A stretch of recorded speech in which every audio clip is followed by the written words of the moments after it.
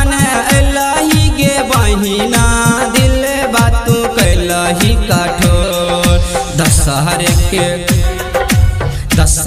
के हाथ का देखी आँखिया से गिरलो।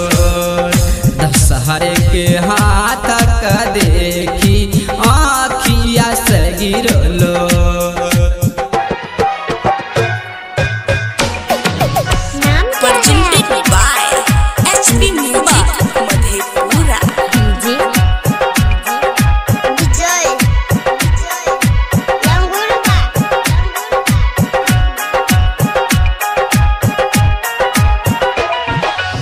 सबके बहिना जे लागले भैया के अपना उगोर।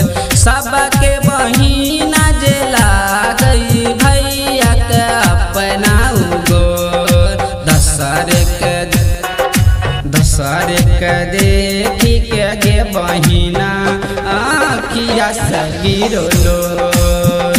दशहरे के देखी के गे बहिना आँखिया से गिरलो।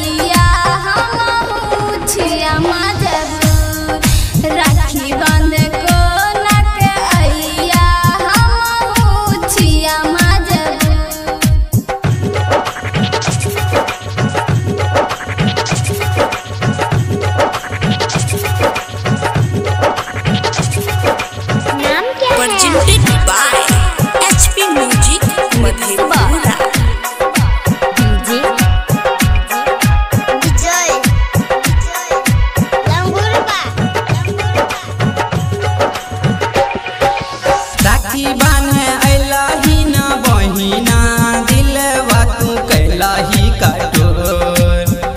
राखी बान्हे अइलही न बहिना दिलवा तू कैलही कठोर। दशहरे के हाथ का देखी आँखिया से गिरलो। दशहरे के हाथ का देखी आँखिया से गिरलो।